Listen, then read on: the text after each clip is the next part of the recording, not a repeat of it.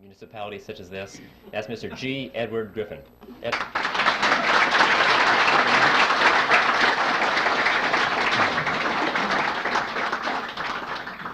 Well, thank you, Mike, and thank you, ladies and gentlemen. I don't know how to take that remark about age. You know, when Bill Jasper stands up and they announce him as the senior editor for the magazine, I know I'm in trouble. Well, we have a lot of material to cover, so I think I'll just sort of jump into this as quickly as possible. I need to warn you about something, though. Since this is being videotaped tonight, and we have a limitation on the length of the time on the videotapes, I have been instructed to divide this into two parts. The first part will last approximately 45 or 50 minutes long, and then we'll take a short break, I'm told, while they change tapes. And the next part we deliver next month. No, there'll just a few minutes break, and then we'll continue with part two. So I want you to know that's coming up. So, okay, now to the topic. Are you ready for this? Okay, so am I. So let's start with history. We'll go back to the 1st century BC, to a tiny kingdom called Phrygia. And it was in that kingdom that there lived a philosopher by the name of Epictetus. And it was Epictetus who said, appearances are of four kinds. Things either are as they appear to be, or they neither are nor appear to be, or they are but do not appear to be, or they are not and yet appear to be. Don't worry, no quiz on that. Well, that's what he said. When I read that statement for the first time, I thought to myself that surely if Epictetus were alive today, he would undoubtedly be a Harvard professor of money and banking. Because this is the kind of explanation we get, isn't it, when we try and figure out what's going on in the economy or what's going on with the Federal Reserve System. See, what Epictetus did is what is so commonly done with the experts in this field, is he took a relatively simple concept, but by the time he was through explaining it to us, we didn't have the foggiest idea what he was talking about. All he said, basically, was that appearances can sometimes be deceiving. That's all. We all know that. But he had to break it down into four component parts, explain that in two ways they are what they appear to be, and in other two ways they sometimes are not the way they appear to be, and they broke it down and we didn't understand what he's talking about.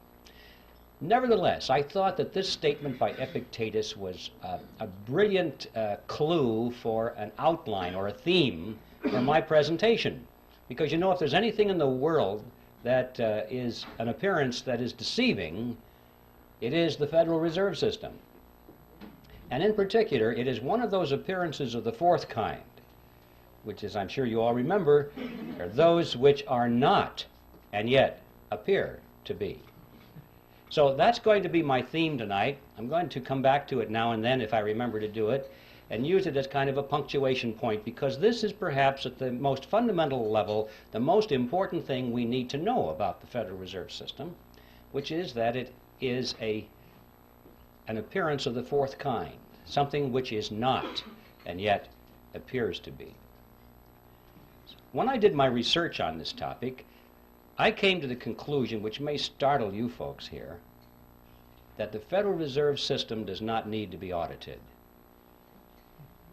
It needs to be abolished.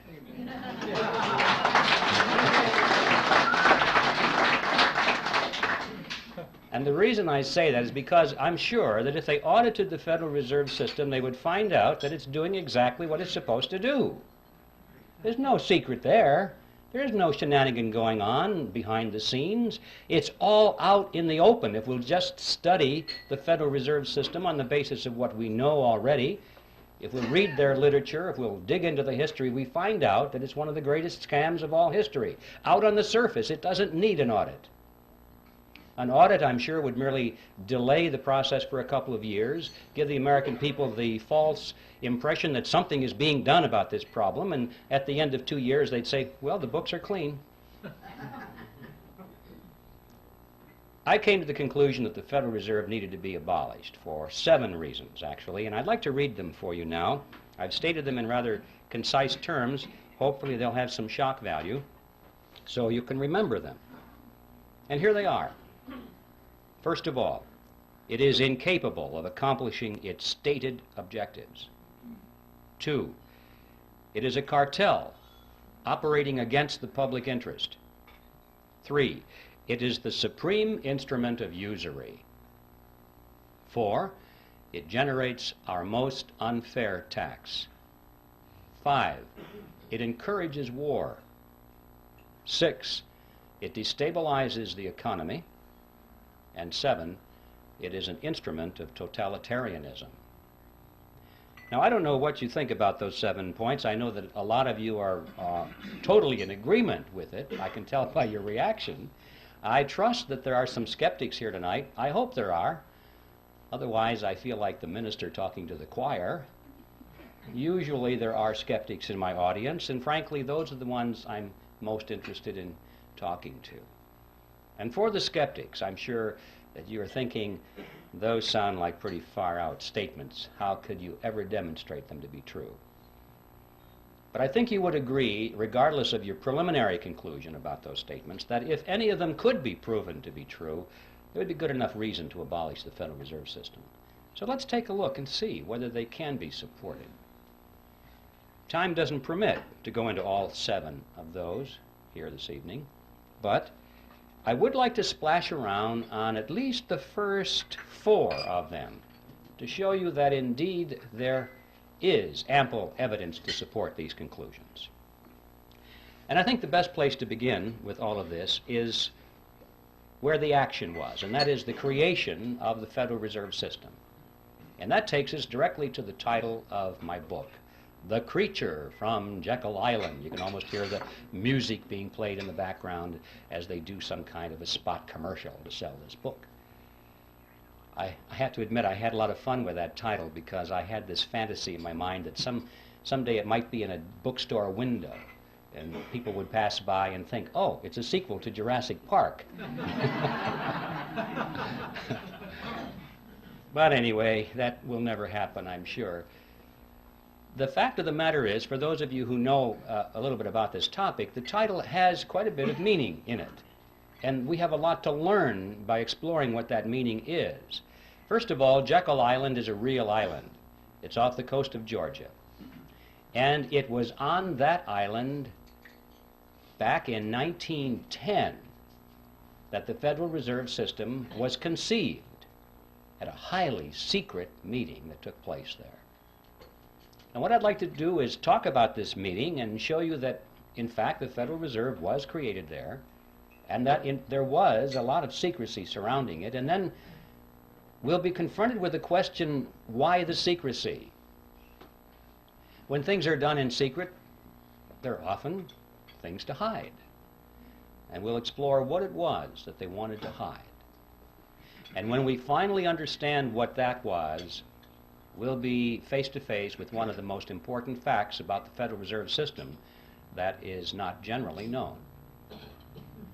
In 1910, Jekyll Island was privately owned by a small group of millionaires. In those days, they were millionaires. In today's dollars, they would be billionaires from New York. This is where their families went to spend the winter months. It was a resort island, a resort club. It was called the Jekyll Island Club. And there was a very elaborate clubhouse there, which was the center of their social activities. It's still there, by the way, if anybody wants to visit it. The island has been purchased by the state of Georgia, and this clubhouse has been renovated. It's a beautiful thing. And around this clubhouse, they had cottages, which were built by many of the families that belonged to the club. Cottages are not exactly the word I would have chosen to describe these structures. I remember on taking the tour through one of them, the guide said that there were 14 bathrooms in that cottage. So you have an idea of the kind of elegance that was there. In any event, the number of bathrooms has nothing to do with this story. I just get hung up on that because It's hard for me to imagine a cottage with that much running plumbing. But the important point was that this is where the Federal Reserve System was conceived, is in that clubhouse. So let's tell that story. It all began in November of 1910, when Senator Nelson Aldrich sent his private railroad car to the New Jersey Railroad Station, where there it was in readiness for the arrival of himself and 6 other men who were instructed to come under conditions of great secrecy. For example, they were told to come one at a time, not to be seen together, not to dine together on the night of their departure. If they had arrived at the same time, they were instructed to pretend as though they didn't even know each other. They were to avoid newspaper reporters, because these were well-known men, and had they been spotted by reporters, which often frequented the railroad station, especially had they been seen together, many questions would have been asked. One of the men carried a shotgun in a big black case, so that if he had been asked where he was going, he was prepared to say that he was going on a duck hunting trip. And the interesting thing about that little piece of the history is that this man, we find out later from his biographer, never fired a gun in his life. He even had to borrow that shotgun in order to participate in this deception. Even after they got on board the railroad car, this pattern continued. They were told to use first names only, not to use last names. And 2 of the men adopted code names completely. The reason for that is that they were afraid that the servants on board the train would recognize who they were if they used their last names. And they knew that if word leaked out in that fashion and eventually found its way into the press, the whole purpose of the meeting would have been completely destroyed. So absolute secrecy was essential. Well, the train traveled for 2 nights and a day on a 1,000-mile journey to the south, and when they awoke on the second morning, the car was on the siding, the railroad siding at Brunswick, Georgia. And from there they took the ferry boat across the inland strait to Jekyll Island and to the clubhouse. And for the next 9 days, these men sat around a table and hammered out all the important details of what eventually became the Federal Reserve System.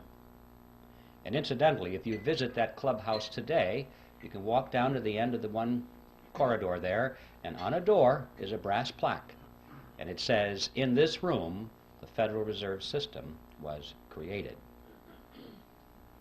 When they were done, they got back on board the train, back to New York, and disappeared.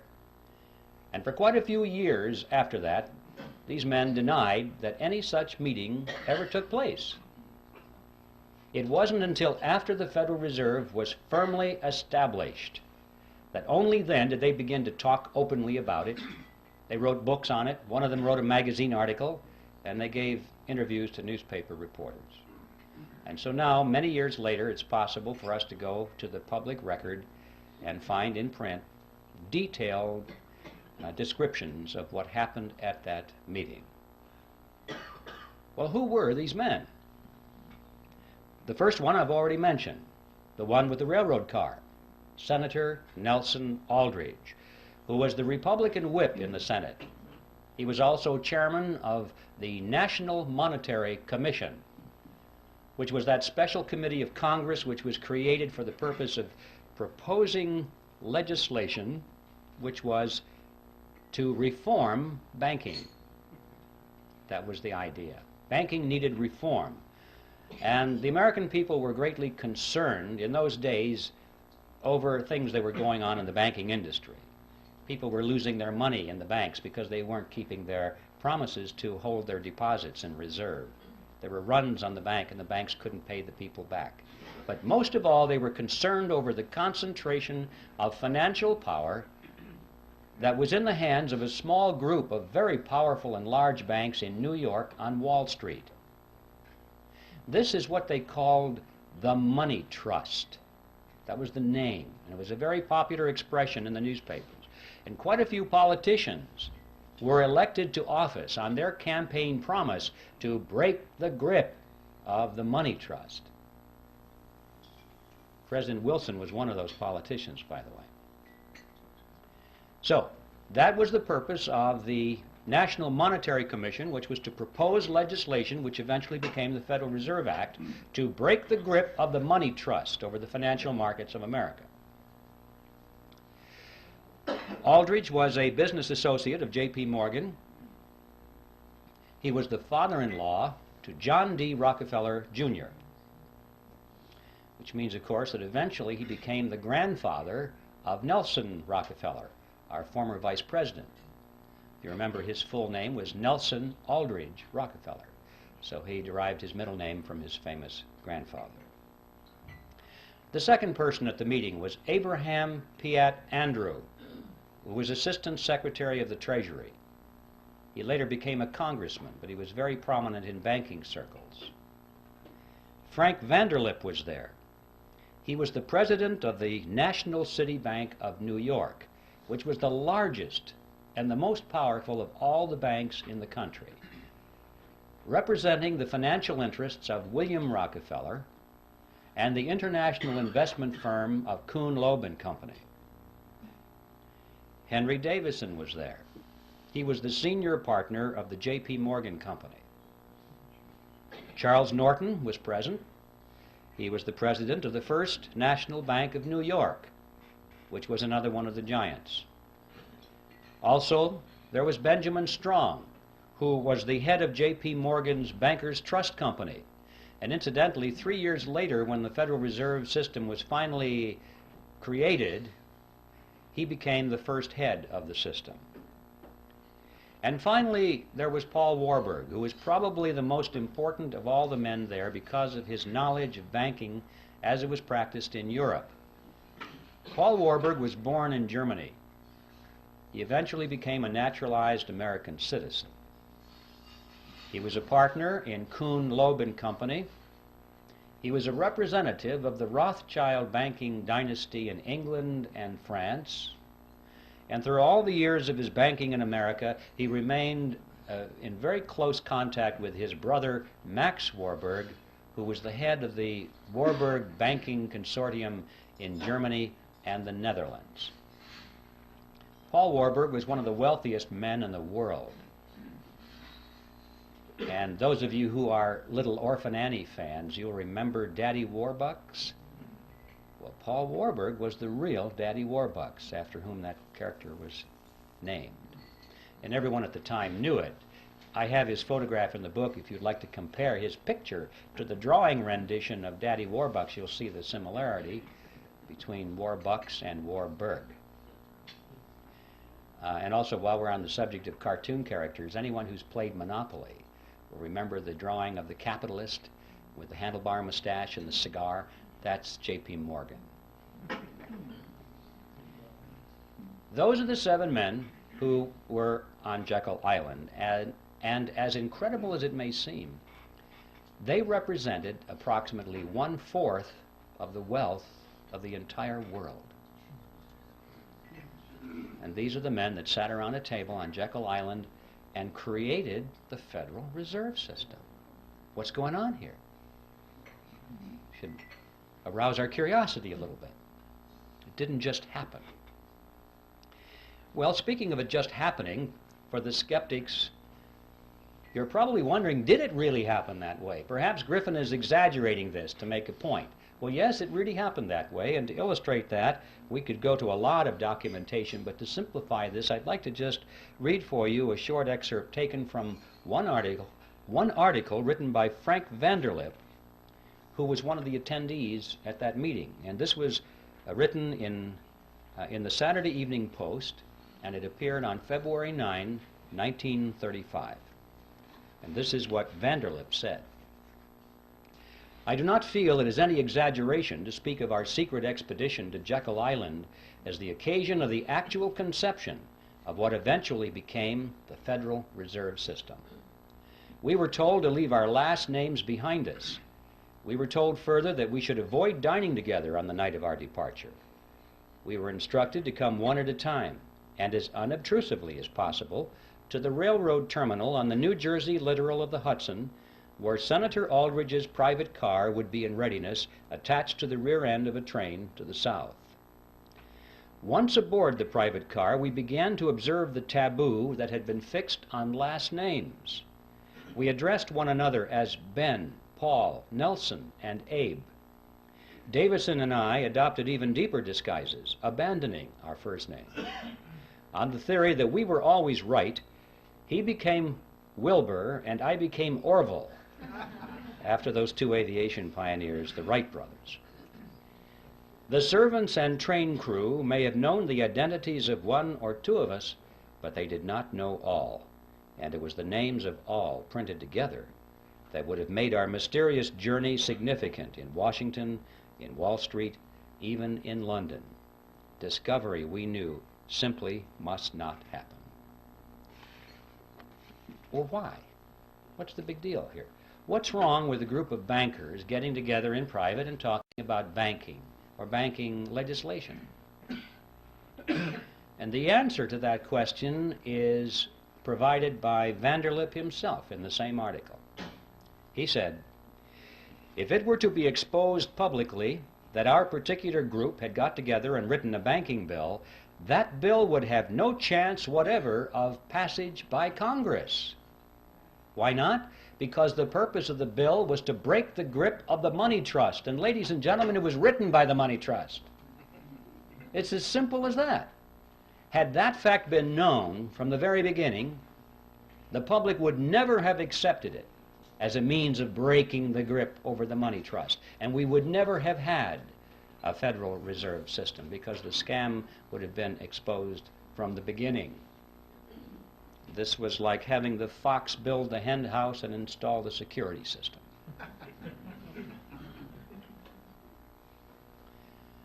So there is a primary reason for the secrecy. And it's a fact that most Americans have not even considered, that there might have been some kind of deception, massive deception at the very inception of the Federal Reserve System, and for a very good reason. But there's more to it than that, a lot more than that. Consider the composition of this group and the financial powers they represented. Is there anything strange about that mixture? Here we had the Rockefellers, we had the Morgans, Kuhn, Loeb and Company, the Rothschilds, the Warburgs, all in one room for 9 days plus 2 days on the train, coming to an agreement. What's going on here? Anything strange about that mixture? Well, ladies and gentlemen, these were competitors. These were the giants in the field which prior to this period had been beating their heads against each other for dominance in the marketplace, for dominance in the financial markets of the world, not only New York, but Paris and London, everywhere. Competitors.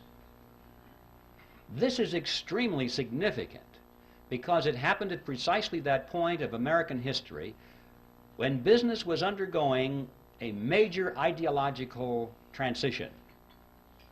Prior to this period, America had grown and prospered and surpassed all the countries of Europe as an industrial and economic power because it adhered to the principle of free enterprise competition. And it was in this period that a rapid transition was taking place to the concept of monopoly and cartel.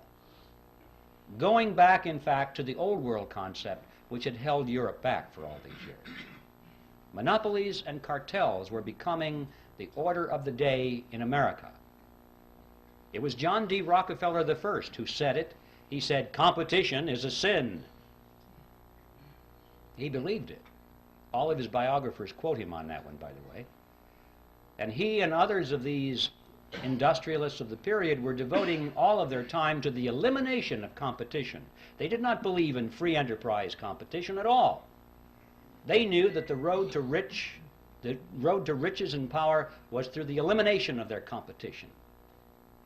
And if they couldn't beat their competition out, then they tried to buy them up. If that didn't work, they joined with them in a shared monopoly, and that is a cartel, a shared monopoly. Perhaps I should define that word in more detail so at least you'll know what I'm talking about when I use the word. A cartel is a group of independently owned businesses which come together for the purpose of reducing or eliminating competition between themselves so that they can enhance their profit margins or secure their position in the marketplace. And they do this by price fixing. We won't compete on price. Or they divide up geographical markets or products and services. For example, if we were forming a cartel here, I might say, well, I get the north and you get the south. We won't compete. Or I might insist that I get to produce the gizmo, but you can produce the widget. And we won't compete. Or we'll share patents and processes. We won't compete. And every time we agree to eliminate one area of competition between ourselves, we move closer and closer together until finally we are as one industry insofar as the marketplace is concerned, even though our component parts are independently owned. And that is a cartel. And so that enhances our profits. We can get more for our products and services than we could in the arena of free enterprise competition. And of course, the other side of that coin is that the public pays more for those products or services than they would otherwise. And that is just as true in a banking cartel as it is in any other kind of cartel. And the amazing fact emerges that when you study this period, that for the 15 years before the meeting on Jekyll Island, these groupings of which we're speaking had come together increasingly in joint ventures. They were learning how to avoid competition between themselves. They knew they couldn't knock each other out. They had tried that. It was too costly. Now it was time to come together. And what happened on Jekyll Island is that they formed a banking cartel, and they called it the Federal Reserve System. An amazing fact that all these years we've had something which most people have thought was a government operation of some kind or another. We were told it was a creation to protect the people, to stabilize the economy, and it's a cartel. And the purpose of a cartel is to enhance the profit structure of the members of the cartel. Period. That's the second amazing discovery, to be learned if we understand and analyze what happened on Jekyll Island back in 1910. But there's a third element, which is perhaps even the most important of all. And that is that this cartel went into partnership with the government. Well, cartels often do that to enforce their cartel agreements, but in this case they did it in spades. Now, in any partnership, there has to be a payoff. There has to be some benefit to the partners, otherwise they won't go into the partnership, or if they go into it, they won't stay in it for very long. So it's a legitimate question for us to ask, what is the payoff? What's the benefit to these partners? Let's find out why the government is in this partnership, and then we'll find out why the banking cartel is in it. And in order to find out what the payoff is, we'll have to examine how the Federal Reserve System creates money, because that's the key. Now, if you're not familiar with how money is created in America, this is going to be really some experience to go through this for the first time. You're going to shake your heads and say, I don't believe this. I call it the Mandrake mechanism, after that 1940s comic book character, Mandrake the Magician. Could create something out of nothing, wave his cape, and it was back into the void again. That's the Federal Reserve System. Now, let's take this and break this down. I need to warn you in advance, however, that you shouldn't try and make sense out of this. Okay?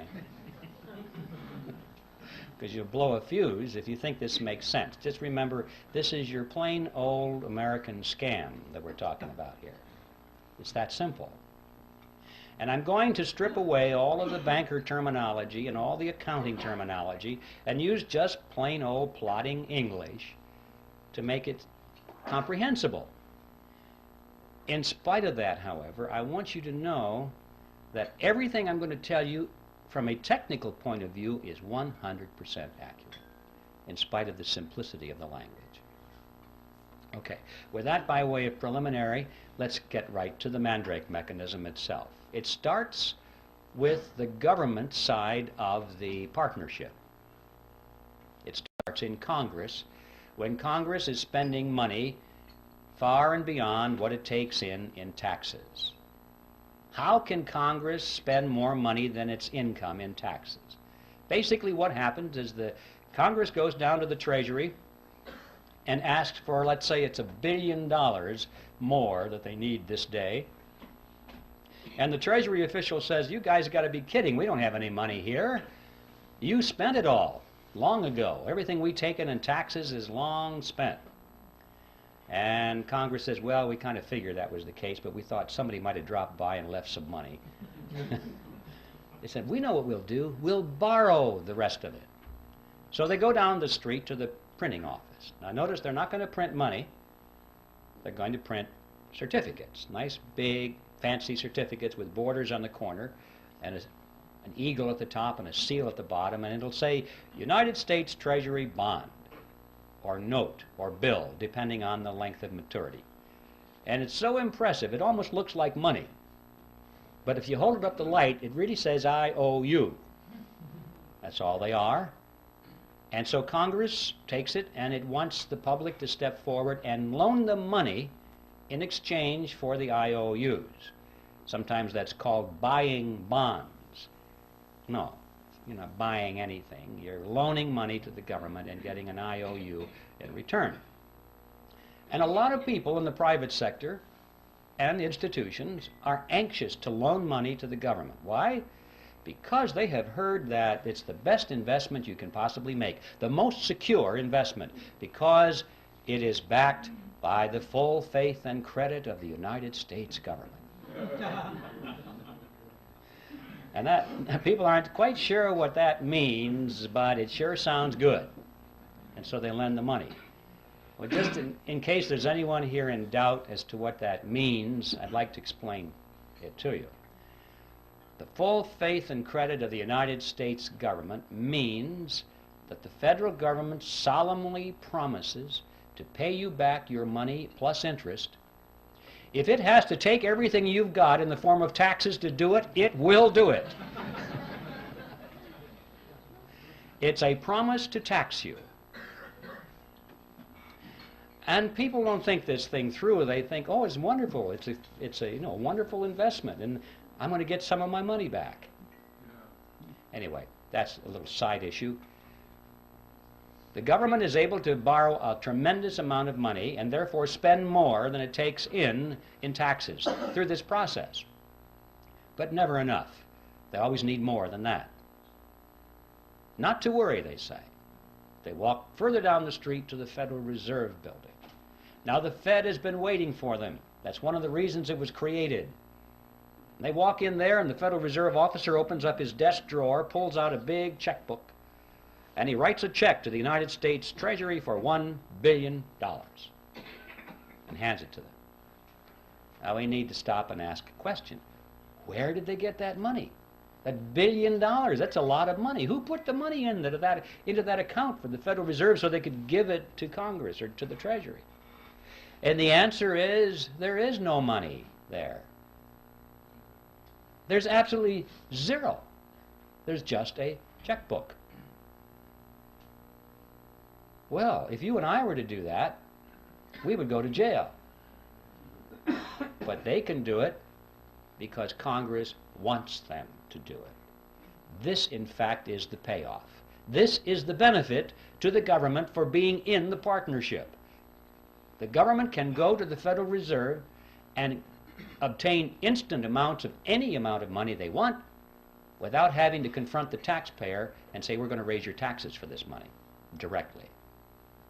It would be very unpopular if Congress had to go to the public and say, you know, we have a lot of money we want to take from you folks, and it's going to cost you $3,000 per family more than it did last year. You know how long they'd last in office. So they like this Mandrake mechanism very well. The public doesn't know that it's costing them anything.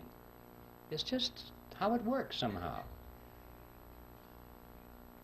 So this money, this $1 billion, springs into being precisely at the instant that the Federal Reserve officer signs the check and gives it to the government. Now let's see where the banking cartel benefits from this partnership. We'll go back to that $1 billion check and follow it. The Treasury official deposits it into the checking account of the federal government. And immediately all the computers start to whir and the ledgers show that the government now has a $1 billion deposit, $1 billion in its account, and so therefore it can write checks up to $1 billion. Government checks start flowing. Let's just follow a $100 check. Make this real simple to the fellow that delivers our mail. The postal worker gets a $100 check. And he looks at this and he can't imagine in his wildest dreams that just 2 days ago that money didn't exist anywhere in the universe. But it's a government check now, and it's very spendable. So he takes it and deposits it into his private checking account at the local commercial bank. Now this money is out of the Federal Reserve mechanism per se, out of the government side of the partnership, and it gets into the private banking side of the partnership. $100 has been deposited. Now the action heats up. The banker looks at that and he goes over to the loan window and he opens it up and he says, "Attention everybody, we have money to loan." And that's good news for a lot of people because that's one of the reasons we go to the bank, isn't it? To borrow money. So it's good news when there's money available. And the banker says, "We have $100 deposited, but don't worry folks, we can loan you more than that. We can loan you up to $900. Well, how? How can you loan out up to $900 when you only have $100 deposited? Well, it's not difficult if you're in the Federal Reserve System. Here's how it works. The Federal Reserve says that the member banks must keep no less than 10% of their deposits in reserve. So there's $100. They keep 10% in reserve, $10. And they can loan up to $90, right? So we loan it to you, ma'am. You borrowed $90. What do you do with it? Well, you want to spend it. So you want to write a check on it. You've deposited it into your checking account so you can write a check. In many cases, it might be put directly into your checking account. But now there's $90 deposit, in addition to the $100 that was deposited to start this chain. Now we've got the $90 that was loaned as another deposit. Well, the Federal Reserve says that you only have to keep 10%, so we keep 10% of the 90 and loan the other 90%, and the person that borrows that puts it right back into the bank as another deposit. Well, the Federal Reserve says you only have to keep 10%, so you know, this goes around and around and around to the revolving door until finally the whole action is played out. And the bottom line is when that $100 deposit comes in from the postal worker, the banks in essence can loan up to $900 because $100 is the reserve and that's 10% of 1,000, so they can loan the balance or the difference, which is $900. Now where does that money come from? Well, same place. It springs into being precisely at the point where the loan is made.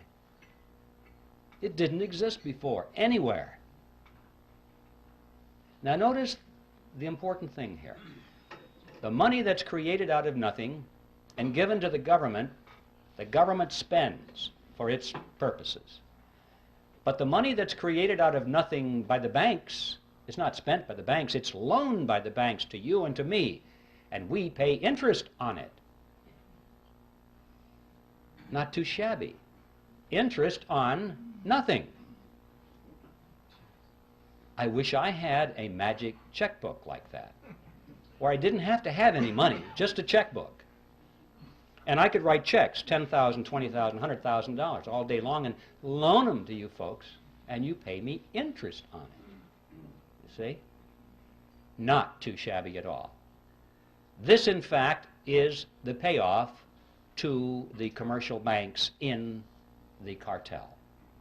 This scam has become legitimized by law. And we're told it's a wonderful thing.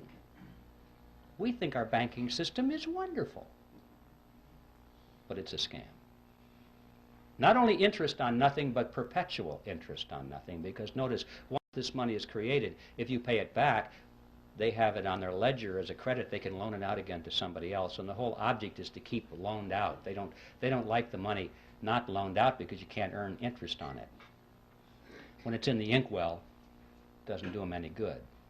So remember, there's nothing here except ink in the well or electronic impulses in the computer. That's all there is. So they're collecting interest on that.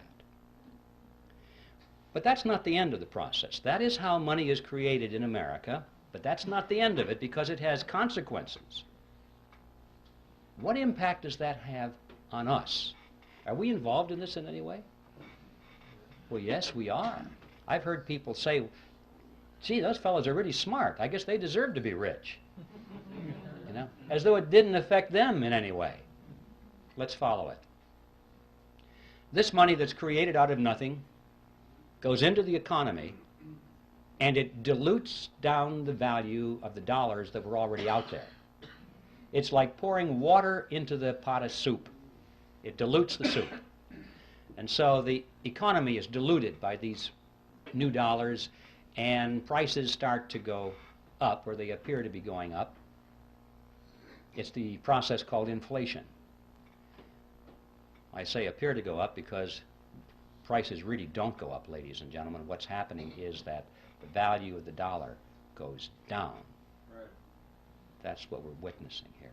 If we had a real monetary system, real money backed by gold or silver or anything of tangible value, coffee cups, anything that couldn't just be created out of nothing behind our money, you would find that the purchasing power of that money would remain constant over a long period of time.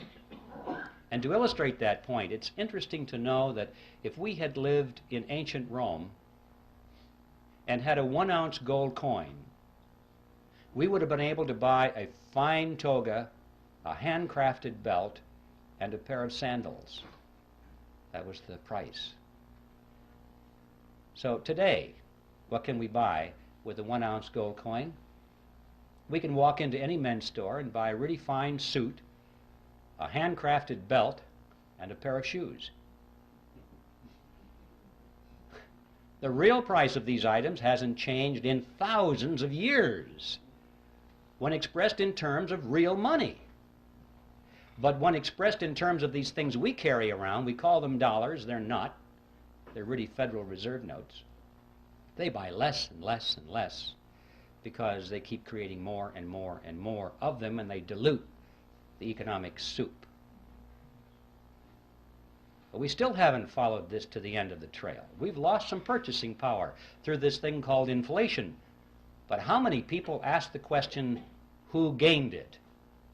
Did anybody gain our lost purchasing power, or did it just evaporate and go up to heaven somewhere?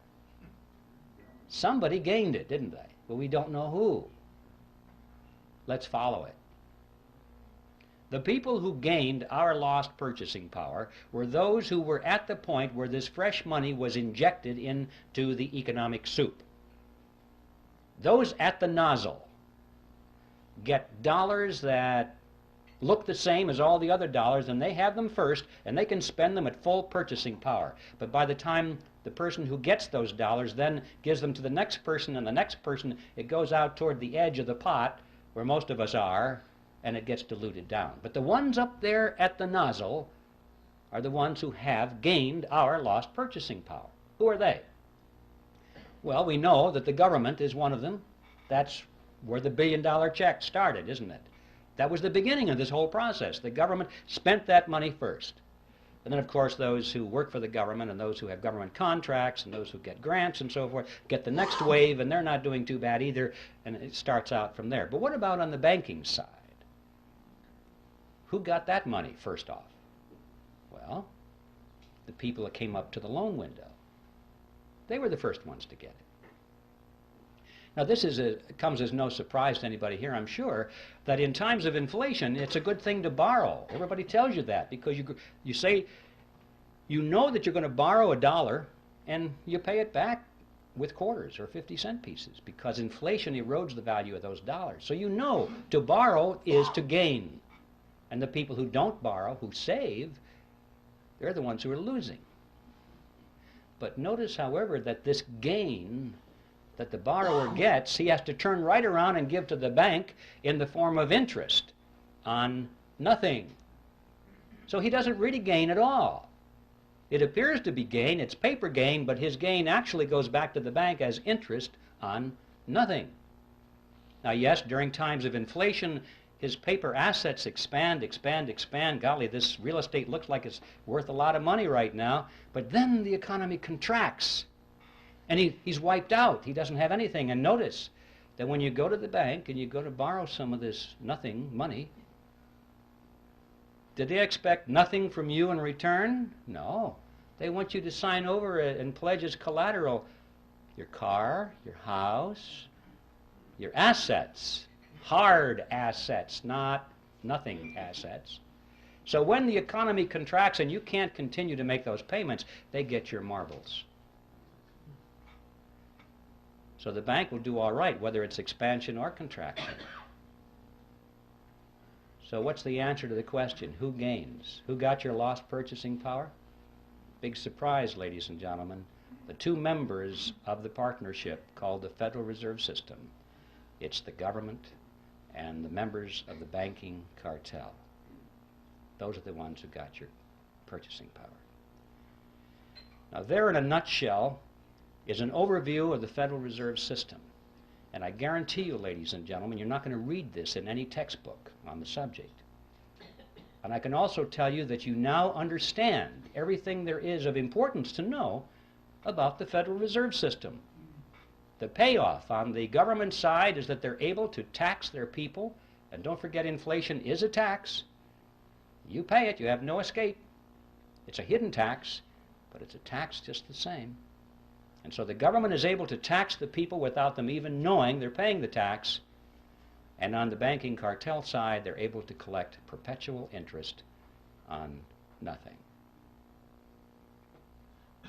Now that is the end of part one. Stand by. There's more.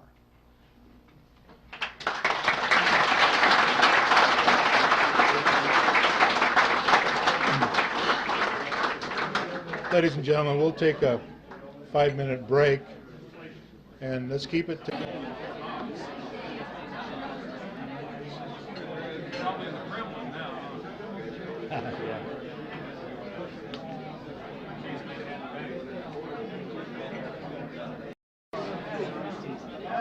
That's it? Okay, ladies and gentlemen, I think this is time for continuation.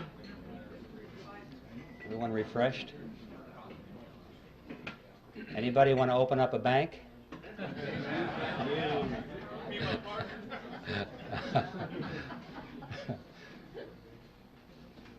All right, part two.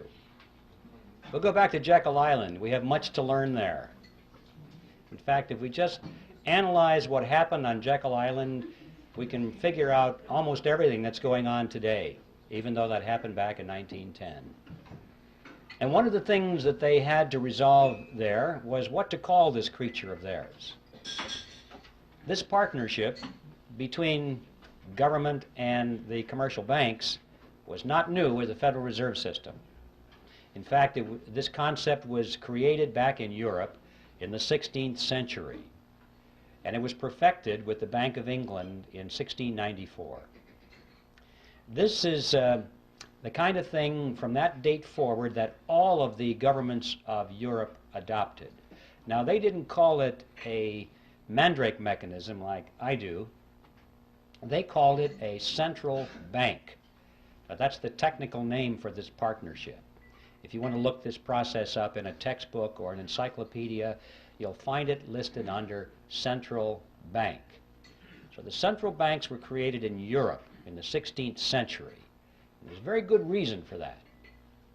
The kings and the princes of Europe discovered from hard experience that they could raise the taxes of their subjects only so far and then there was a ceiling. They had a tax revolt on their hands. There was resistance, and they had real revolution or revolt on their hands, and they tended to lose their jobs or their heads. So that was it, folks. 40%, 43% seems to have been the natural limit. However, once they got the central bank mechanism worked out, this was a whole new ball game. Now the lid was off, and they were able to collect 50%, 60, 70, and in some cases 80% of everything that their subjects produced. And their subjects did not revolt, did not resent it even, because they didn't know that they were paying this tax through a process called inflation. All they knew was that the prices were going out of sight, and they had no inkling that it was their government in combination with the private banks that were taxing them in this fashion. And so, see, this became a method of hidden taxation, which has continued to this day to be extremely popular with big spending governments. And so this became the modus operandi in Europe from that date forward. Now, when they met on Jekyll Island, it was very clear in their mind that they were creating a central bank. But they had a problem, what to call it, because Congress was already on record as saying they did not want a central bank in America. I don't think the congressmen really understood what that meant, but they had heard the phrase, and they knew that that's what they had in Europe. And they said, no, when it comes to banking reform in America, we want something that's unique to represent our unique political and economic system. So a central bank was out. So what to call this central bank so that no one will know? And they talked about this on Jekyll Island.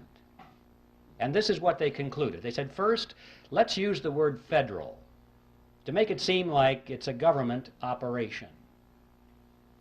Secondly, let's add the word reserve to make it seem like there are reserves somewhere, like it was a banking concept.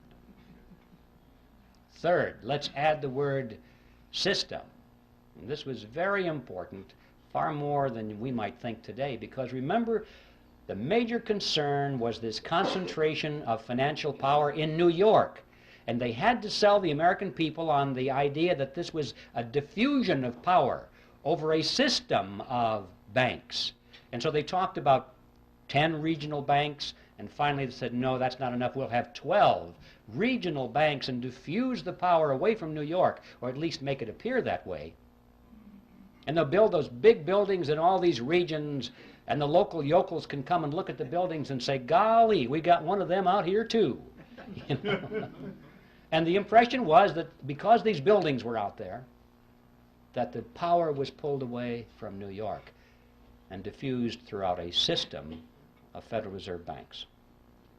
Well, as you've heard said many times by now, what we wound up with was not federal, there are no reserves, it's not a system at all in the sense of diffusion of power, and the Federal Reserve banks aren't even banks. So on all four words, we're dealing with appearances of the fourth kind. Brilliant strategy. The next step was to sell this creature to the American people. And the first draft of the Federal Reserve Act was called the Aldrich Bill, sponsored by Senator Aldrich, of course. And this was against the good advice of Paul Warburg, who said, Nelson, if you put your name on this bill, it's going to get voted down in Congress because you are so closely identified with the power of big business. It'll be voted down. And apparently, Aldrich's ego was too big. He must have said, well, no, after all, I'm respected in the Senate, and I am the chairman of the National Monetary Commission. And for whatever reason, he insisted on having his name on it. I think he wanted to go down in history as the originator of the Federal Reserve System. But Warburg was right. Voted down, thumbs down right away, because he was a representative of big business. Well, this was a minor setback. They took their bill, they scrambled the paragraphs around a little bit, they took Aldrich's name off of it, and found a couple of Democrats to sponsor the bill. Now this was different. See, Aldrich was a Republican, And everyone knew that the Republicans represented big business. But they also knew that the Democrats represented the common man, the little guy, the fellow on the assembly line, you know, like Ted Kennedy.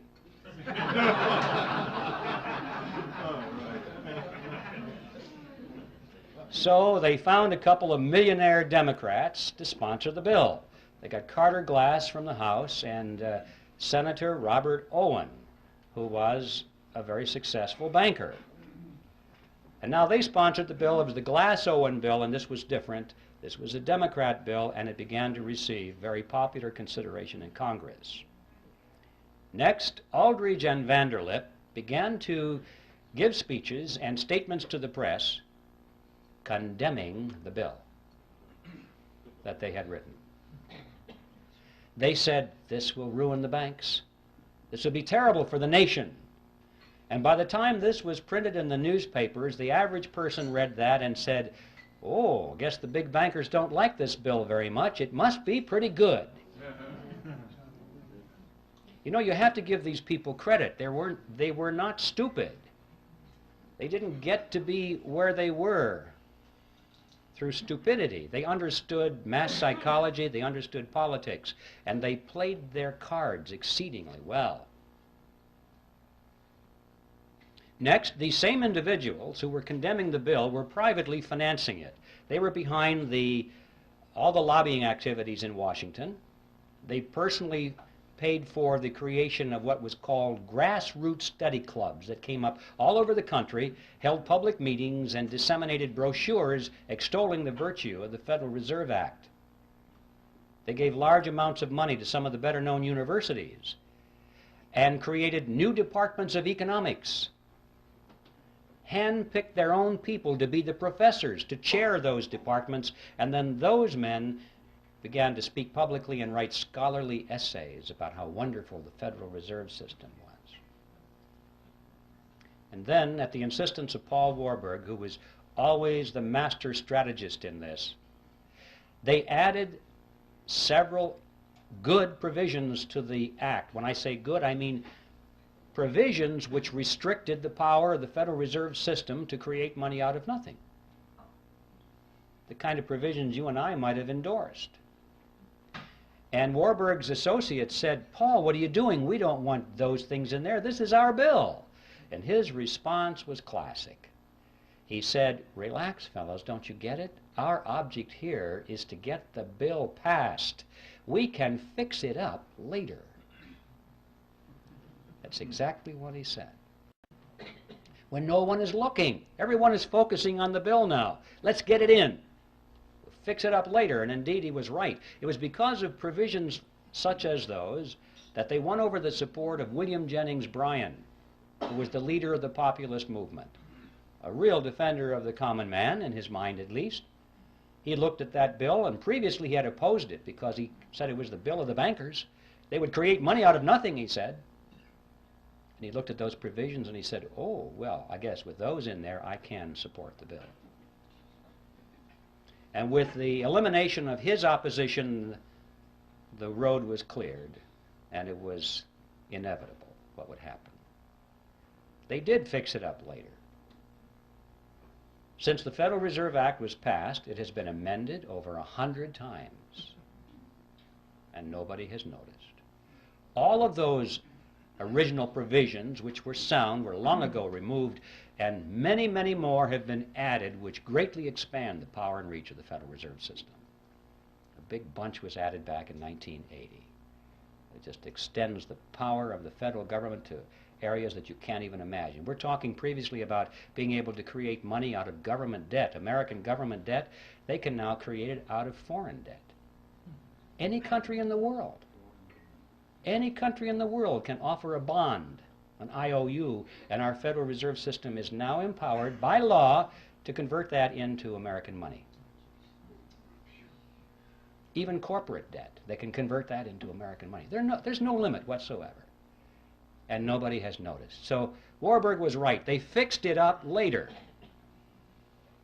And it's no surprise, therefore, that with this kind of professional deception and strategy that a great deal of support was gained for the bill, and on December 22nd, 1913, it was passed into law and signed into law the next day by President Wilson. And the creature from Jekyll Island finally moved into Washington, D.C. Well, what did we get? Let's stand back from the creature now a few paces and survey its general form. We got a corporation chartered by Congress, which was given an exclusive franchise to create the nation's money. We got a mechanism whereby Congress has been able to raise unlimited amounts of taxes through inflation without the American people even knowing that they're paying the tax. And we got a mechanism whereby the banks can earn perpetual interest on nothing. I'd like to turn our attention now to an intriguing question, which is who owns the Federal Reserve System? You often hear this topic discussed on talk radio. Whenever the subject of money or the Federal Reserve comes up, inevitably somebody will get on the telephone and say, did you know that the Federal Reserve System is not a government agency at all? It's a private corporation. It's run by the private banks, and what we need to do, they'll say, is to abolish the Fed and turn it over to Congress so it can be run for the benefit of the people.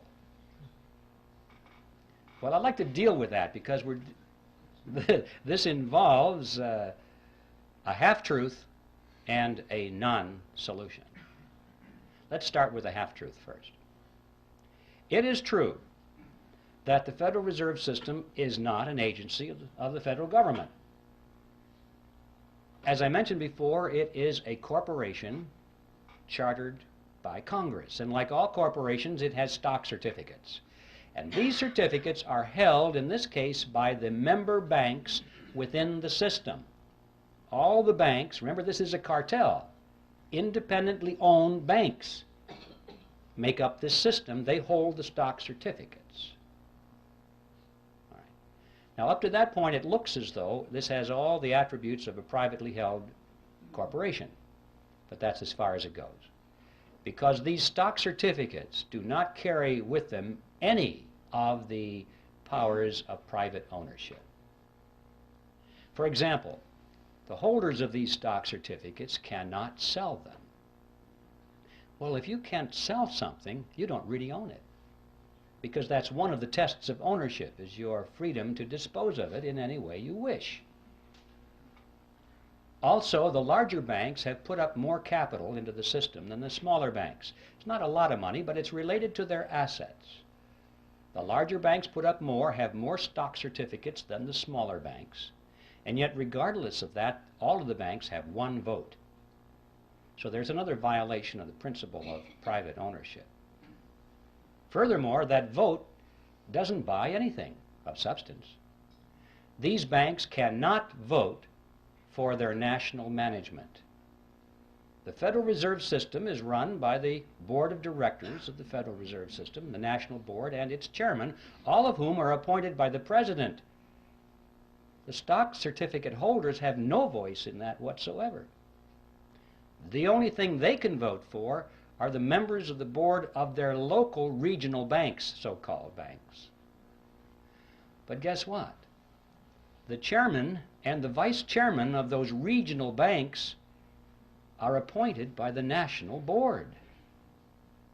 Guess what? They can vote for their officers of the regional banks, but they can be overridden. The national board has veto power over those people. You get the picture here? In spite of this sales job, of this diffusion of power over the 12 regional banks, these banks have no power at all. It's all concentrated in the national board. The only thing that the regional banks can do, according to their charters, of any substance, is to set the interest rates within their regions. But guess what? Even that is subject to veto by the national board. So you come to the conclusion that these people at the national board are not authorized to do anything except play golf. See, that's the way it was designed.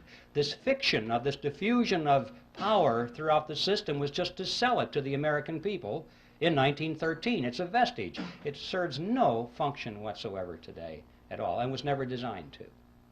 So we don't have a corporation in the strict sense of the word, a privately held corporation. And we don't have a government agency in the strict sense of the word. So what do we have? Well, the fact is we have a hybrid. It's a mixture. It's half government and it's half private. It is, in fact, exactly what you would expect it to be, considering that it is a partnership between the government and a private cartel. It's half government and it's half private. So this structure is unique to reflect its unique form. But this isn't so important as to who owns it, how many shares of stock, and what the voting is. The question is, what does it do? Insofar as merely abolishing the Fed, as some people have said, many people have said, abolish the Fed and turn it over to the Treasury or turn it over to the Congress so it can be run for the benefit of the people. Always make sure you say it's for the people, and that makes it okay. It would do the same thing over there that it does over here. It's not a question of who owns it, it's what does it do, and as long as it is a central bank, which means as long as it has the power and the mandate to create money out of nothing, that's what it's going to do. It's going to create money out of nothing, and I'm sure the same people will run it over there that run it over here. We must remember that all of the central banks of Europe are in fact direct agencies of their respective governments. They are not these hybrid organizations over there that they are here, because there was no necessity to create that myth over there. They just went right for it. It's an agency of the government over there. And they all do exactly the same thing as our Federal Reserve System does here. So you see, just turning it over to Congress without taking away its power to create money out of nothing is a non-solution. And I'm sure that the people who run this would be willing to use the same kind of deception they did back when it was created. They would pretend to resist that idea. They would fight it with all of their might, at least in public, knowing that they could yield on that and have it turned over to the Congress and they'd still have control over it. So that is a non-solution. I'd like to talk now about what the objectives of the Federal Reserve System are, because if we're going to say it's going to, if it were turned over to Congress, it would pursue the same agenda. What is that agenda? Extremely important thing to focus on, because we're told that the purpose of the Fed is to stabilize the economy. And everybody kind of believes that. I mean, when Greenspan comes on and says, well, we're raising interest rates now, why? To stabilize the economy, right? To prevent inflation. In other words, to protect you folks. To protect you. And we buy it. Well, one of the most widely used textbooks in our schools right now, textbook on economics written by Paul Samuelson, explains it this way. It says, quote, the Federal Reserve sprang from the panic of 1907 with its alarming epidemic of bank failures. The country was fed up once and for all with the anarchy of unstable private banking. It's partly true. It's just they came up with the wrong solution. Just because there's a problem doesn't mean that any old solution that somebody has to offer is the best. In fact, it may be a non-solution. As we were talking about, just turning this system over to the government to run is a non-solution. Well, let's take a look at this. If the purpose of the Federal Reserve System is to stabilize the economy, let's give it a report card and see how well it's done. Since it was formed, it has presided over the crashes of 1921 and 1929, the Great Depression of 29 through 39, recessions in the years 53, 57, 69, 75, and 81, a stock market Black Monday in 87. We all know that corporate debt is soaring, personal debt is greater than ever before, Both business and personal bankruptcies are at an all-time high. Banks and savings and loan associations have failed at a rate greater than ever before in our history. Interest on the national debt is now consuming half of all of our taxes. Heavy industry has been largely replaced by overseas competition. We're facing an international trade deficit for the first time in our history. 75% of downtown Los Angeles and other large metropolitan areas are now owned by foreigners, and over half of the nation right now is officially in a state of recession. Now that is the report card of the Federal Reserve System after 80 years of stabilizing the economy. And I don't think it's even controversial to say that the Federal Reserve has failed to meet its stated objectives. The only controversial question is, why has it failed? And my answer to that is because those have never been its true objectives at all. What are its true objectives? Well, what are the objectives of any cartel? To make money, to enhance the profit margins of the members of the cartel, and to stabilize its position in the marketplace, to prevent competition. Those are the objectives of any cartel. And if our analysis is correct here, we'll find that this, in fact, has been what the Federal Reserve System has accomplished for itself and its component members. To be more specific, it's possible to go to the period of Jekyll Island and read the papers and speeches that were done by the people on Jekyll Island and their associates. The big banks were concerned over three things, among other things, but the three main things were as follows. They said they wanted to reverse the erosion of their power away from New York. That's right, just the opposite of what the Federal Reserve System was supposed to accomplish. They wanted to keep it in New York.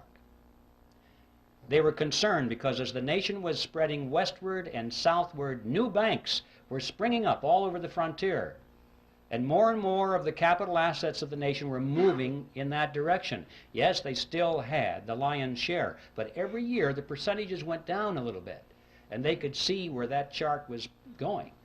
And they said, we must put a stop to this now while we still have power. Remember, John D. Rockefeller said it, competition is a sin. And competition from the new banks in America was something that had to be stopped. See, one of the purposes of the Federal Reserve System was to control the competition from the new banks. And this is a good place to emphasize that when I'm talking about the cartel, I'm primarily talking about the big banks in New York that created it, and the international banks as well, the ones in Europe. I'm not talking about your bank down the street that ever since the system was created has struggled and struggled under the regulations of the system, which were designed primarily, to some extent, to squeeze the competition out or to keep it in its place. And you've seen that process going on throughout the years. We have fewer and fewer banks all the time, little ones getting gobbled up by the big banks. So that was objective number one. Number two, they wanted to reverse the trend of what is called private capital formation. Now, what that means is simply this. It means that people in those days were using their own savings instead of going to the bank and borrowing.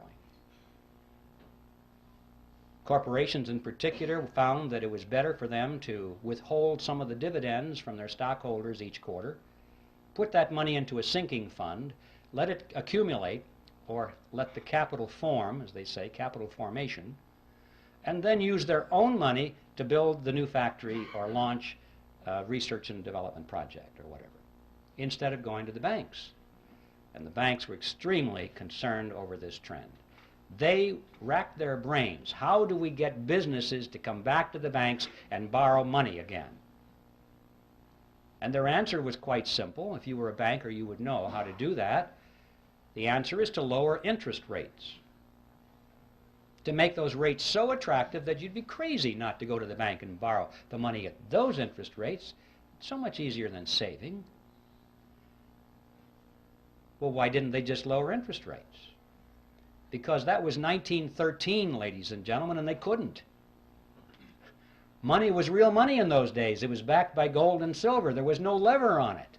No man, no group of men, no politicians, no bankers could arbitrarily affect interest rates. Because it was backed by gold and silver, the money was, and they couldn't just create it out of nothing. You see, under those conditions, interest rates are the product of the forces of supply and demand in a free market economy. Nobody has control over it. And that's why the politicians hate money that's backed by gold and silver. They cannot manipulate it. So their challenge was, how can we artificially depress the interest rates below the natural level that's produced in the free market? And the solution was, they said, the nation needed what was called a flexible currency. They said this is what industry needed to prosper, a flexible currency. You still hear that phrase today, the virtues of a flexible currency. Well, what is a flexible currency? You need a dictionary. Well, it's not paper money that folds. What that means is money created out of nothing. That's what a flexible currency is. See, the trick is not particularly hard to figure out here. If you are creating money out of nothing, you don't have to charge an awful lot of interest on it to show a profit.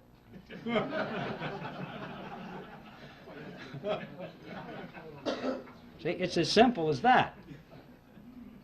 So, with a flexible currency, now they have a lever on it, and they can jack the interest rates down, down, down, so that it's attractive, and they're still making plenty of profit on it because it didn't cost them anything.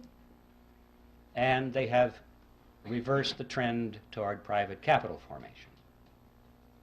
And the third objective that they spoke about in those days was how to pass on the inevitable losses within the banking system, to pass those losses on to the taxpayer in the name of protecting the people. Now, let's give the Federal Reserve System another report card with these objectives in mind and see how well it has done. Did they keep control over the banking system and the monetary system in New York? And yes, they did. Anyone who knows how the markets function, it has always remained in New York. In fact, it's even more so now in New York than it was then. Yes, there are plenty of large banks in the nation, in the South and in the West, but these are small compared to those giants that are in New York, in fact, that are astride the world, with offices in Peking and Moscow and Africa, everywhere in the world. The giants are in New York, and they have been running the show all of these years. A few years ago, there was a book that appeared on the market called Secrets of the Temple, written by William Grider and published by Simon & Schuster. It was a bestseller, and it was advertised as a scathing attack against the Federal Reserve System. Well, when I heard that, I could hardly believe my eyes and my ears. A scathing attack against the Federal Reserve System, published by Simon & Schuster? Now, this is one of the biggies. I thought to myself, well, a miracle has happened. I guess I don't have to finish my book because it's done. Somebody did it. So I ran down and I got a copy of the book and I went through it, and I was amazed at what I found on 2 points. First of all, I was amazed because Grider had his history very well done indeed. It was accurate. I didn't expect that. I thought it might be a whitewash of some kind. But it wasn't. It was very good. I knew about this because I was right then in the process of researching it, and Grider had it. And on this point of the concentration of power in New York, I'd like to read to you just a couple of sentences from his best-selling book. He's talking about 1913 here, and he said, at the time, the conventional wisdom in Congress was that the government institution would finally harness the money trust, disarm its powers, and establish broad democratic control over money and credit. The results were nearly the opposite. The money reforms enacted in 1913, in fact, helped to preserve the status quo, to stabilize the old order. Money center bankers would not only gain dominance over the new central bank, but would also enjoy new insulation against instability and their own decline. Once the Fed was in operation, the steady diffusion of financial power halted. Wall Street maintained its dominant position and even enhanced it. which is true. Now, the second thing that amazed me about his book was his conclusion. After demonstrating that the Federal Reserve System had always acted against the public interest, and that it was designed to do that from the beginning, what do you suppose his conclusion was regarding what we should do about it? Abolish the Fed? No, nothing that extreme. Well, how about a major overhaul? No, not necessary. He said, you see, folks, it's all so complicated. But we're learning as we go, and we're getting better at it. Relax, everything's under control. All we need now are wiser men. Well, there you have an interesting situation. You see, that's the kind of powder puff solution that it takes to be published by Simon & Schuster or any of the other major publishing houses which are firmly locked into the financial web of the money trust in Wall Street. There's no way in the world that these major media outlets are going to allow anybody to come up with a real solution to the problem. Now, I need to digress here just for a second because we have a lot to learn from this, not just in the field of the Federal Reserve System, but in many other areas of concern to our nation in these critical days ahead. It's not enough just to point with alarm. It's not enough just to say, well, this is historically true, and it's not enough to lead the charge if you don't lead it anywhere. See, these people don't care how much you expose their scams or their conspiracies or their plots if you have no solution. If your only solution is, well, now I told you about it, now just vote Republican, you know? If that's it, nothing's going to happen, is it? Till we look behind party labels. In other words, wiser men, whatever that means. This is controlled opposition, ladies and gentlemen, and it's something that's been going on for a long time. These people are smart enough. Remember, they sold this Federal Reserve System in the face of opposition, and they did it by deception. They're smart enough to control their own opposition or to create their own opposition if necessary, so they can lead it nowhere. I'll just leave that thought with you because it's something we need to be very aware of in the critical days ahead. Let's get back to the Federal Reserve. It gets an A on its report card for objective number 1, which is to maintain control over the money markets in New York. Did they reverse the trend toward private capital formation? Boy, did they ever. With interest rates brought down periodically to such attractive levels, individuals and corporations have been enticed away from saving their own money and going to the bank. You'd be a fool not to get that money at those low interest rates. Of course, then the economy contracts and things go a little sour now and then, and the fruit falls from the tree, and they pick it up. They get all your marbles. They get all your assets, your houses, your cars, your factories, your stocks, and your bonds. That's one of the reasons we've had so many bankruptcies in the decades past. Even those companies today which are hanging in there by the skin of their teeth because it's all they can do to make payments to service their debt to the banks. Notice that many of those companies are now sending more money to the banks as interest on their loans than they send to their stockholders as dividends on their stocks. Think about that. The banks which created the money out of nothing, no effort at all, no risk really of anything, are making more money out of these giant industries than the people who worked for the money, sacrificed, saved the money, invested it, and risked it. And yet the money is going to the banks. Yes, the Federal Reserve System, in fact, gets an A on its report card for reversing the trend toward private capital formation, and they did it with a flexible currency, just as they had planned to do it. And what about the third objective, which was to pass the losses onto the taxpayers in the name of protecting the people? That is something which I call in my book Operation Bailout, the game called bailout. You may have noticed every time a large bank gets into trouble, not the small banks, they're dispensable. Large banks, when they get into trouble, they're going to be bailed out by the government, which means by your tax dollars and mine, in the name of protecting the people. It doesn't make any difference if there's if it's a private corporation or a city municipality or a third world country. Whoever has borrowed megabucks from these banks and now can't service their debt anymore, they have trouble making those interest payments, which is all banks care about. They don't want you to pay back the loan, because they'd have then just the problem of finding somebody else to lend it to. They don't want you to pay back your loan. They want you to pay the interest on the loan and keep those loans going forever. And finally, when people have trouble making those interest payments, and it looks like the bank is going to have to write it off of its books, what happens? They go to Congress. And they say, well, this corporation that's having trouble making its interest payments, we can't let that corporation fold, because look how many thousands of jobs would be lost and people would go on welfare. There would be despair. We must protect the people.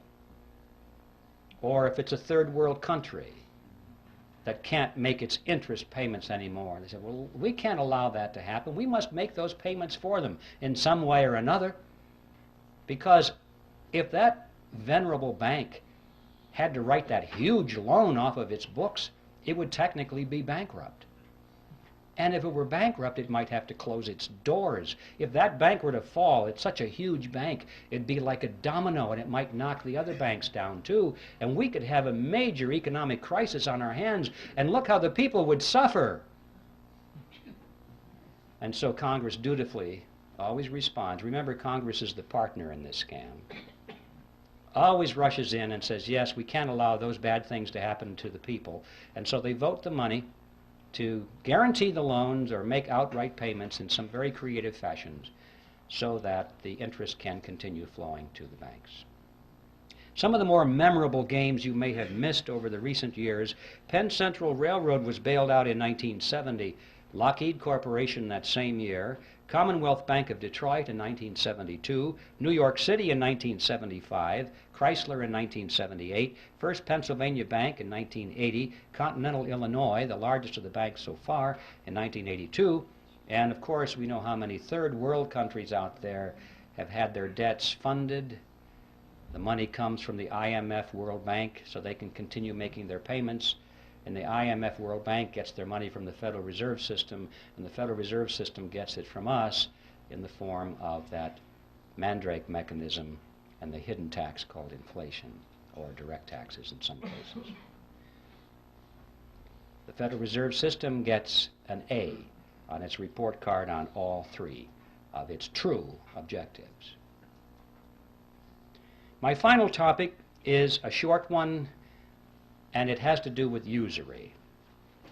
An interesting concept. Usury used to be defined in ancient times as interest on a loan, period. Any interest on any loan was usury. Well, it's been redefined in modern times as excessive interest on a loan, in view of the fact that when people earn their money and they save it, they sacrifice the use of it, and then they loan it to somebody else for their venture. They're entitled to some reasonable return on that sacrifice. Some interest return it seems fair and logical to most people. So the question today is excessive interest. What is that? It was Thomas Edison who said, "People who will not turn a shovelful of dirt on the project, nor contribute a pound of materials, will collect more money than will the people who will supply all the materials and do all the work." When I read that, I wondered if that was true. I took my calculator and I ran the numbers. You might try this sometime. If you assume a $100,000 home to be built, and that $30,000 is to go for the land and the architect's fees and the building permits, that kind of thing, $70,000 to go for the actual construction of the house, the materials and the labor. You assume further that the buyer goes to the bank, puts 20% down, takes out a 10% loan for 30 years. Punch in the numbers, and you will see that he will pay to the bank in interest $172,741, compared to $70,000 for labor and materials. In other words, as Edison said, 2.5 times more will be paid to the banks who did nothing than for those who provided all the labor and all the materials. And you may say, well, yeah, that's true, but don't forget the time value of money. Reasonable interest is rational. People need to be compensated for the sacrifice of their money over 30 years. That's a long period of time. Wait a minute. Not this money, ladies and gentlemen. Nobody earned this money. Nobody saved this money. Nobody sacrificed anything for this money. This money was created out of nothing. And I suggest that $172,741 interest on nothing is excessive. I think we need to focus on this issue. We need a new definition of the word usury. Any interest on any loan of fiat money, meaning money created out of nothing. Now this example of $172,741 unearned interest on a $100,000 home is like a grain of sand in the Sahara. Look around the desert. All of the other homes of America,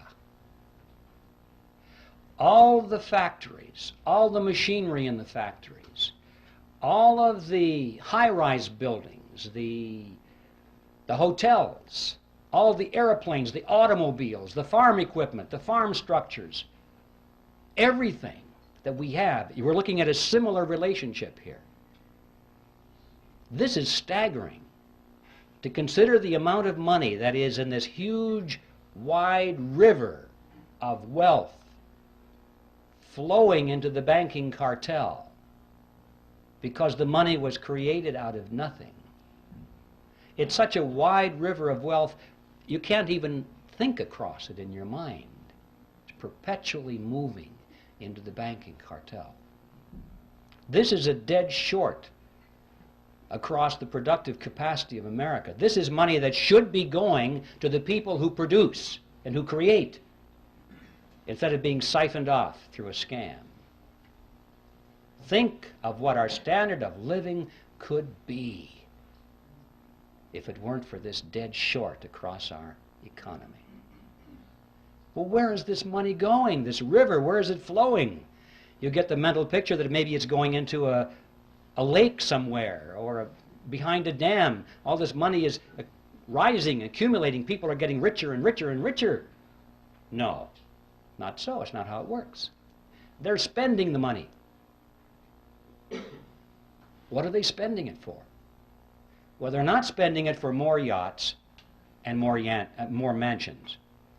That's not it. I mean, they got rid of the mansions back on Jekyll Island. They got bored with those things. Once a person has all the money that they can possibly use for the material pleasures of life, what is left? Sure, power. Absolutely.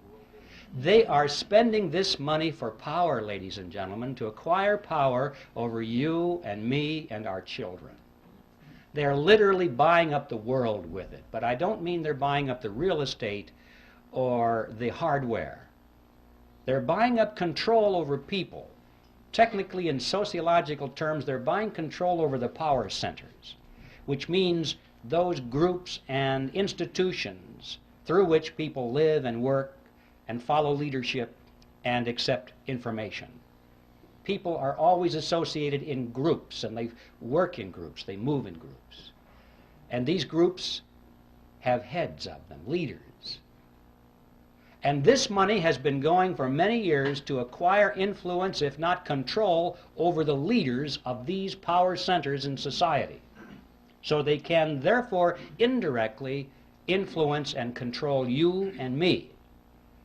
Specifically, that means they have been spending this river of wealth very freely to buy control over politicians, political parties, television networks, cable networks, newspapers, magazines, publishers, wire services, motion picture studios, universities, labor unions, church organizations, trade associations, labor unions, tax-exempt foundations, multinational corporations, Boy Scouts, Girl Scouts, you name it.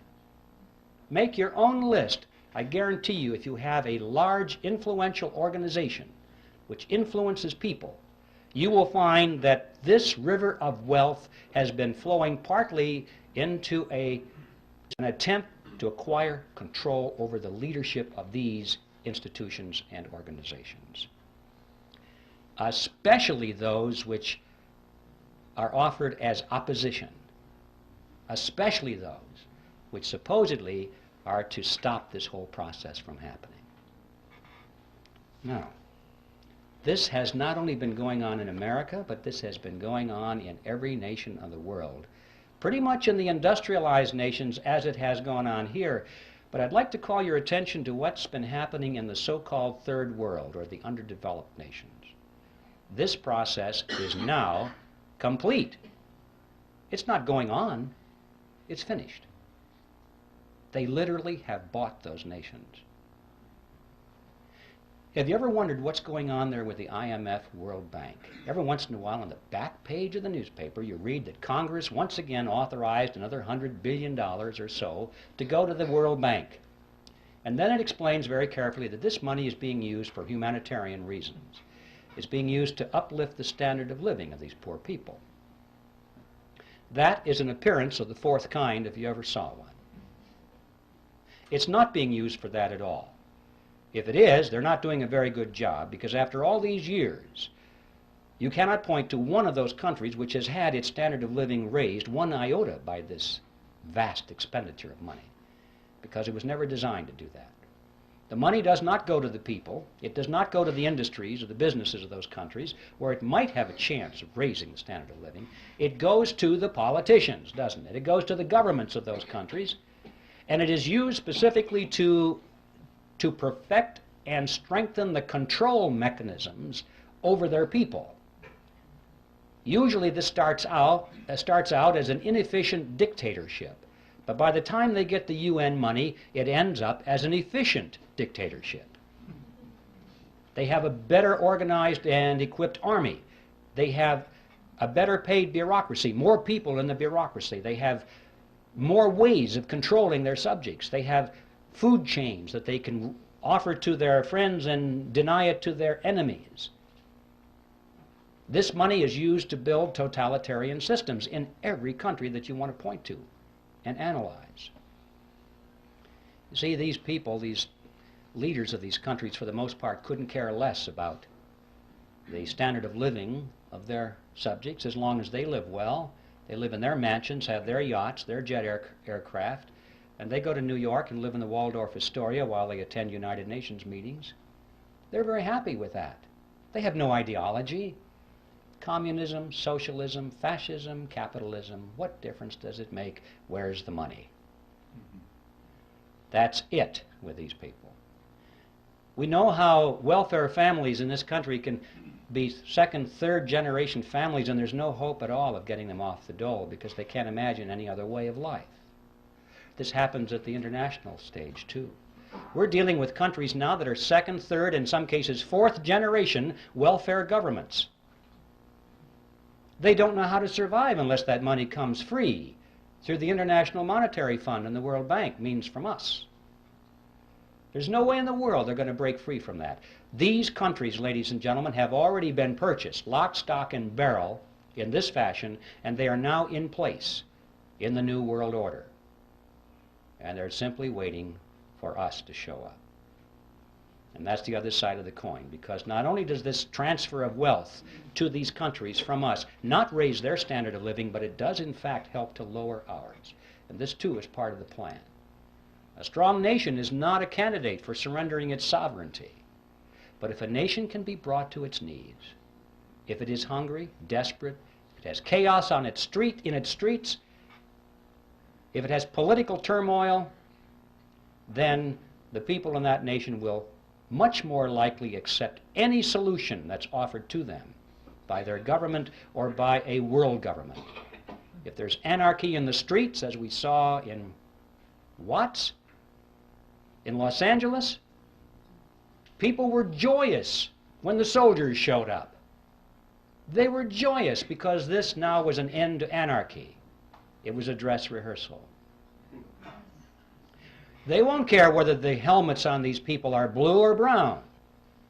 If it says UN on the side, that won't make any difference. They'll say, thank God for the UN finally brought and restored peace to our streets.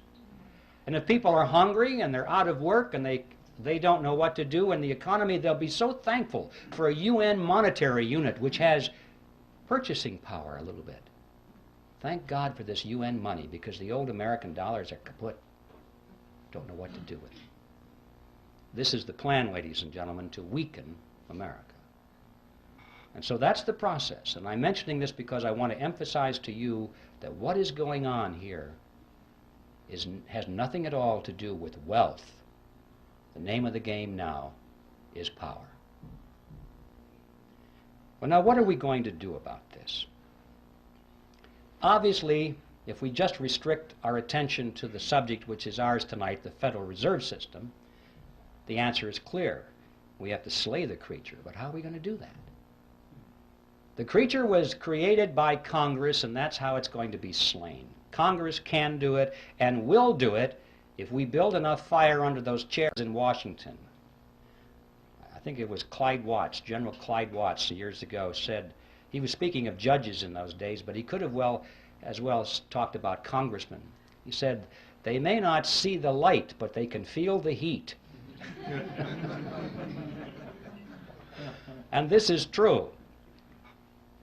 I don't know if you folks know, well, I know many of you folks here know all about the TRIM committees, which are part of the John Birch Society.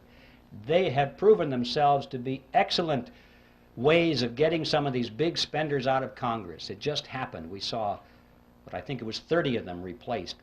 Not entirely because of TRIM activity, but believe me, it had a lot to do with it. This is something that works. And even those that didn't come up, that didn't get replaced, they're having their voting records changed. I don't have the name here, unfortunately, but I heard just the other day there was some congressman.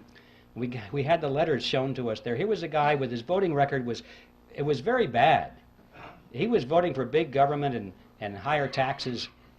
And the TRIM committee started to hand out his TRIM bulletins in his district, and it was at a gun show. And he came over and says, take those things off the table. And he was irate. He said, well, we can't do that, Congressman. That's your report card, you know. And he wrote a real nasty letter or two, and they had copies of it. And he said, you know, I think that these TRIM bulletins are good for one thing, and that's to line the bottom of the birdcage. That's what he said. The next election, his report card was all good. He decided, I can't get rid of these TRIM bulletins. He's changed his voting, and the next report card was good. He straightened out. He had no particular principles, but these fellows put their finger to the wind, and they can tell which way it's blowing. If he wanted to be reelected, he had to get into step.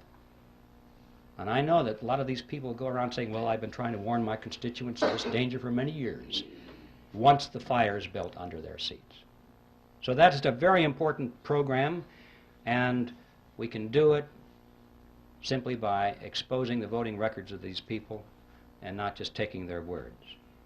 Now, all of this, of course, this whole program requires an informed electorate, and that doesn't just happen.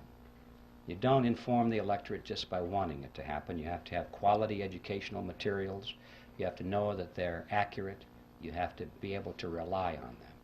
You have to have an organization to prepare and distribute these materials. They just don't go out on their own. I mean, I could have written this book, for example, and it would have just stacked up in my garage without the Speakers Committee, without the Birch Society's programs and its chapters and its people in place, its coordinators. It takes organization to make these things happen.